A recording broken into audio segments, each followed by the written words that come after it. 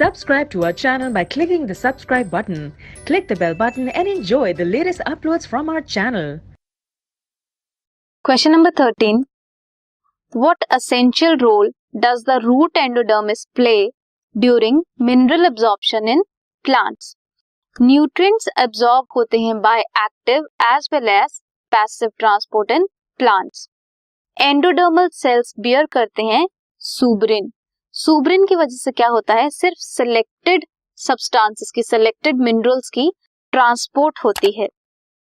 Transport proteins present होते हैं cell membrane में, वो अलाउ करते हैं सिर्फ सिलेक्टेड सब्सटेंसेस को एंटर करने के लिए. वो एक्ट करते हैं as a check point for solutes so as to reach the xylem.